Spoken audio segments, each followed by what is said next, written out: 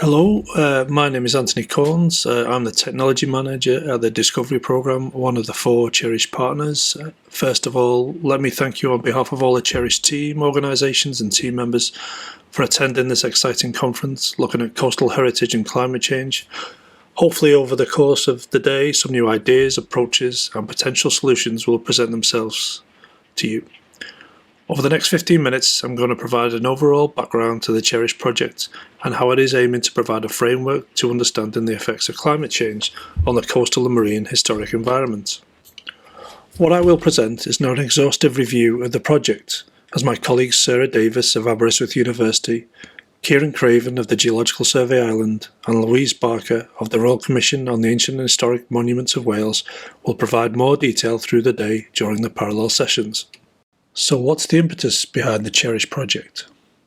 Since the 1850s, average global temperatures have risen over 1 degree and sea levels are also rising at an accelerated rate. As a result, in Wales and Ireland, we expect to experience warmer, wetter winters and hotter, drier summers, with extreme weather events such as heavy rainfall and storms occurring more frequently. What consequential and often detrimental effects will take place on the marine and coastal historic environment? This illustration briefly summarises these potential effects climate change will have on the coastal and marine heritage. With warmer global temperatures, this will lead to rising sea levels, impacting on all aspects of coastal heritage as a result of flooding and storm surges. And as sea temperatures rise, the potential to bring in new invasive marine species and pests, which may increase the deterioration of our underwater and intertidal heritage. With the advent of hotter, drier summers, areas such as coastal cliff edges have the potential to dry out, causing destabilisation and collapse. However, one of the potential benefits could be the increased frequency of parch marks and crop marks, enabling the identification of new archaeological sites. If we look at winter, when warmer, wetter conditions are expected, these could have the potential to increase the risk of flooding, landslide and erosion events, as the ground becomes increasingly saturated. But probably the most detrimental aspect of future climate change will be the increased frequency of extreme weather events such as storms, which can lead to a whole host of issues including turbulent seas damaging heritage on the seabed and foreshore, erosion and loss of the coastal edge from wave action, breaches in coastal barriers leading to flooding, and the movement of sand reshaping dune systems but also revealing hidden heritage. And finally, the potential storm events have to cause damage to historical buildings and structures. The CHERISH project is funded through the Island Wales Programme 2014-2020 as part of the European Regional Development Fund, which focuses on seeking solutions to share maritime challenges on both sides of the Irish Sea to improve the economic and sustainable development priorities of Ireland and Wales. CHERISH is just one of the many initiatives funded under the Island Wales Programme, specifically under Strand 2, which aims to develop good adaptation strategies of the Irish Sea and coastal communities to climate change. The CHERISH partnership consists of 4 organisations, 2 in Wales and 2 in Ireland. In Wales, the University of Aberystwyth and the Royal Commission of Ancient and Historic Monuments of Wales, and in Ireland, the Discovery Programme and the Geological Survey Ireland. Each partner brings to the project a diverse range of knowledge, expertise and experience to understanding climate change and its effects on coastal and marine cultural heritage. Domain expertise in such areas as archaeology, remote sensing, paleoenvironmental studies, marine survey, cultural heritage management and geological and geographical knowledge enable the CHERISH team to fully understand the complexities and the issues of climate change and its effects. The project also offers the opportunity to transfer skills between organisations and nations, with the CHERISH project staff working closely together towards a common aim, each learning skills and techniques from each other. During fieldwork, staff from partner organisations work together as a single CHERISH survey team across both nations. So where is the CHERISH project working in Wales and Ireland? Within Wales, the CHERISH project areas extend from Puffin Island on the northeast tip of Anglesey and extend all the way to Flimston Bay in Pembrokeshire. Between these 2 areas, several coastlines, including Bardsey Island, Castleback, and many other sites have been the focus of intensive work over the past 4 years.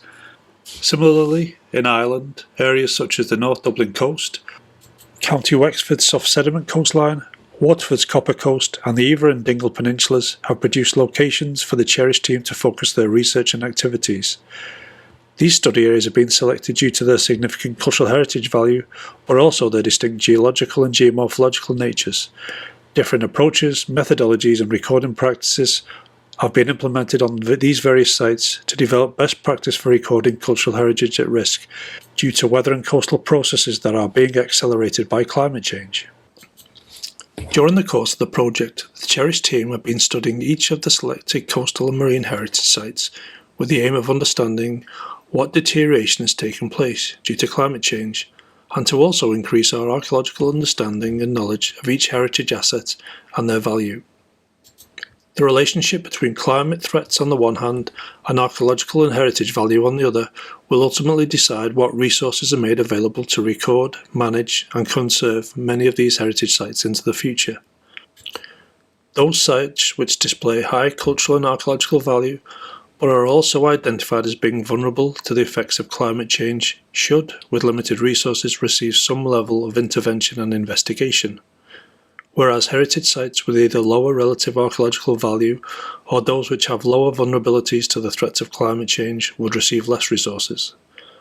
Balancing climate threats, archaeological value and available resources requires qualitative and quantitative information in order to develop effective and informed management and conservation strategies. For this reason, the CHERISH team have developed an integrated toolkit which brings together a range of complementary methods, techniques and approaches from across a range of disciplines which assist us to record, interpret, understand and monitor the marine and coastal historic environment. This illustration summarises the range of marine and coastal historic environments in which the CHERISH Project is employing its toolkit to record both upstanding and buried archaeological objects and marine heritage such as shipwrecks. Firstly, we are employing a range of aerial techniques operating at different altitudes, scales and costs. We have commissioned new airborne LiDAR surveys providing accurate terrain data for regional coverage, such as this example from Bardsey Island in Wales. By visualising the terrain data through methods such as PCA hill shading, CHERISH has been able to provide detailed interpretation of archaeological landscape features and identify potential areas of erosion and loss. The CHERISH project has extensively utilised UAVs or unmanned aerial vehicles to provide high-resolution imagery and video of all our CHERISH study sites, and with the GSI survey capabilities, large swathes of coastal and intertidal areas have been periodically surveyed. The resulting imagery has been processed using structure for motion software to produce baseline digital elevation models and associated ortho imagery. This is being used to assess annual changes on sites and identify and understand archaeological features in detail. This engaging imagery has also provided us with the ability to promote the beauty of these historic coastlines and the threats which exist. The project has investigated the reuse of the wide range of Earth observation satellite imagery which exists across the range of available sensor platforms. Through the expert guidance of project team member Toby Driver at the Royal Commission, CHERISH has utilised the more traditional use of capturing oblique aerial imagery of sites from fixed-wing aircraft, enabling the team to gather qualitative information on huge areas of our two coastlines and provide a unique perspective on our coastal and marine heritage assets. Moving to terrestrial-based methods, the CHERISH project has employed a series of remote and invasive techniques. In order to assess the potential archaeological value of a site, geophysical prospection methods including magnetic radiometry, electrical resistance and ground-penetrating radar surveys have been carried out. These have enabled the project to better understand the buried archaeological and geomorphological features along the coast, but also to identify invisible heritage which, if lost through erosion, would have never been recognised or acknowledged. The CHERISH project is also aiming to provide an understanding of past environments, which provide a valuable long-term perspective for understanding current and future impacts of climate change. Through the process of coring a range of coastal environments and generating detailed sedimentary sequences, we have the potential to understand past storm activity extending back over thousands of years. Retrieved cores are analysed back at the lab at Aberystwyth University, where the physical, chemical and biological indicators are measured and analysed. Using aerial survey methods has enabled great advances in topographic survey of archaeological sites. However, having your boots and eyes on the ground adds to this. In CHERISH, we've been enhancing these topographic surveys with GPS site-based interpretation plans and carrying out walkover assessments of all archaeological features. However, some areas which require closer inspection are not as accessible due to the nature of the coastline and its relief cliff features. Following rope access training, the CHERISH team has been carrying out inspection of archaeological layers within eroding cliff faces and edges, providing a valuable record of archaeological structures before they are lost. Where detailed three-dimensional recording of upstanding heritage and geological features is required, the CHERISH team has employed the use of terrestrial laser scanners to provide high-resolution, sub-centimetre accurate records, which can be used for detailed future monitoring of historic buildings and eroded cliff faces into the future. By excavating sites such as Dinas Dinley in Wales and Ferreter's Promontory Fort in Ireland, the team hopes to understand the nature of past human occupation and activity. Excavation work has also been supplemented through the thermoluminescence dating expertise of Aberystwyth University, which has enabled those archaeological features which are sterile of organic fragments to be dated through mineral remains. Finally, in the marine environment, the Geological Survey of Ireland has been carrying out extensive marine survey. Using a range of vessel-based marine geophysical survey methods such as multi-beam echo sounders, the CHERISH team has been able to build a detailed image of the bathymetry of inshore areas.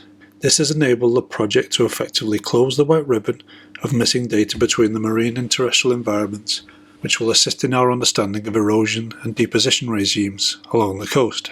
In addition, repeat high-resolution bathymetric multi-beam surveys are being used to record shipwrecks within the CHERISH project, enabling the identification and monitoring of vessel features as they deteriorate over time.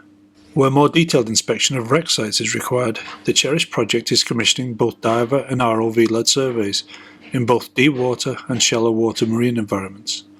Using traditional underwater survey and innovative 3D capture methods such as structure from motion underwater photography and ROV-mounted laser scanners, the CHERISH project aims to build a more detailed image of the potential loss at many of our maritime wreck sites. Overall, through its many activities, the CHERISH project will have developed 9 key initiatives. Firstly, by documenting the integrated toolkit, CHERISH will provide information to support other surveys and investigations on the appropriate and correct use of these methods, and explore where, when and why each approach should be utilised. Issues such as methods, relative costs, resolution, accuracy, repeatability, and the relative benefits to identifying both heritage value and climate change threats will be highlighted. Through the capture of many high-resolution 3D datasets, fixed baseline surveys will be available for future monitoring, which will enable a quantifiable change analysis to be conducted on historic structures and archaeological sites. Next, through the extensive survey analysis and interpretation at many coastal and marine heritage sites, the historic environment data inventory of both the Welsh Commission and the Archaeological Survey of Ireland will be enhanced and updated, helping to inform priority lists for statutory designation and further monitoring. Through the work of Aberystwyth University's Paleoenvironmental Research, a multi-proxy data record with a robust chronological framework will have been developed across selected locations in the CHERISH survey regions. These will aid in the reconstruction of past environments and inform future adaptation strategies. Through the collection of high-resolution topographic data in the marine, intertidal and coastal environments using a range of remote sensing and survey methods, CHERISH is generating seamless onshore-offshore 3D data models and geometric data, which will enable informed planning and management decisions in the future. By promoting the work of the CHERISH project through engaging conferences such as this one, or many of the workshops, seminars and outreach events, CHERISH has raised awareness of the effects of climate change on heritage sites with the public. Initiatives such as the CHERISH newsletter and the CHERISH exhibition, which is currently touring, provides the public with engaging content to better understand the threats and risks climate change has to our historic environment. Community excavations such as those run at Dinas Dinley have enabled CHERISH to engage actively with local communities and assist them to record heritage sites at risk and unearth new archaeological features. A key legacy outcome of the CHERISH project is for the information gathered by the project to be reused and analysed by as wide a user base in the future as possible to help inform adaptation strategies. All data collected by CHERISH will be made available through open access portals, including Coughlin and the Open Topographic Data Viewer and a range of other data portals. Finally, at the end of the project, the CHERISH team will provide detailed landowner management plans for adaptation planning for selected sites. This collection of qualitative and quantitative information and data will assist a range of public and private actors to make informed management and adaptation strategies going forwards. I hope you all enjoyed this brief introduction to the CHERISH project and that you gained some insights into some of our methods, aims and outcomes. As I stated at the start, additional presentations from project partners will be broadcast today as part of the conference program if you want to find out more information. Thank you for your attention.